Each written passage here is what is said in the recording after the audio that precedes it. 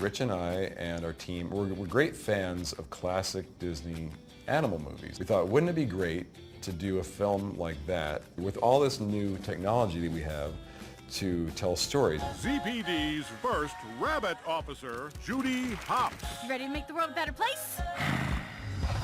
90% of mammals out there are prey animals and only 10% are predators. What if these animals evolved so that they were just like us and had a city? And they say that it's a utopia, but did they really put all this fear that they have of each other behind them? Just like us, is everyone just a little bit wary of differences in different groups? One of the goals for the animals in the film was to look as if you could reach out on the screen and touch them. Really capturing the reality of the way fur works with light was something that we worked a lot on. It was a big research project for us.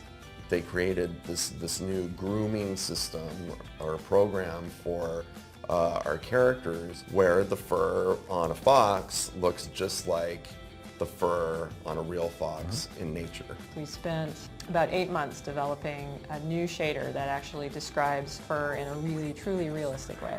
And we did do a lot of research. We went to the Natural History Museum so that we could actually look at fur up close with a microscope and look at the structure of each individual animal, because they are very different.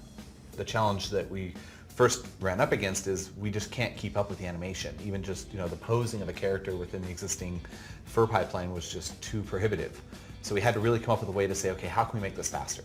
The fur affects the silhouette, it affects the expression. We were talking to Joe and his team and being like, we have to be able to see this while we're animating. It was really essential for us to have the genius that these guys contain to be able to help us visualize that so that we could get those performances to be able to come to the screen. There were efficiency things that were built into that new shader that allow us to actually have animals with really dense fur.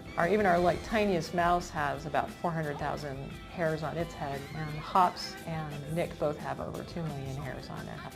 And that they're wearing clothes, so just that much hair in their head is quite an achievement, I think, for us.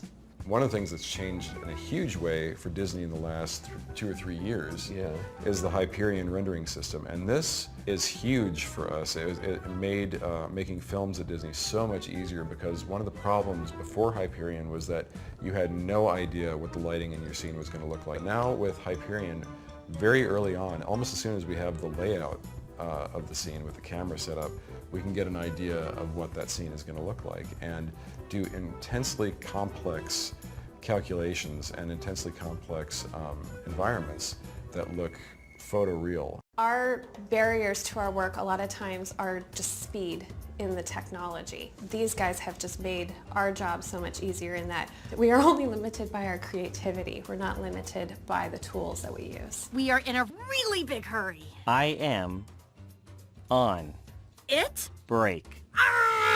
So we use a broad collection of software tools in the making of the environments for Zootopia. One of the software systems we use is Bonsai, which is a procedural tree generation system. We also have the XGen system. In this case, we're using it to populate these bonsai elements in our world. So it's very important for us to add a subtle level of movement in the small twigs, branches and leaves of all our trees. They are not only moving, they're also deforming or bending. Really looks like there's an actual wind motion going through the vegetation. This particular collaboration has been a really rewarding and engaging opportunity for us to really take a problem that can't be solved by technology and a problem that can't be solved directly by animation, and really to work together to come to a much better resolution that really shows these characters feel like you're real. You just watching the movie just makes you really want to just run around Zootopia and just play in this environment. It's such an engaging place. I think in a nutshell, if I had to say that, what is the dynamic there? The dynamic's probably cooperation between technology and artists, and kind of coming together and putting our heads together on where we want to go and how we're going to do it.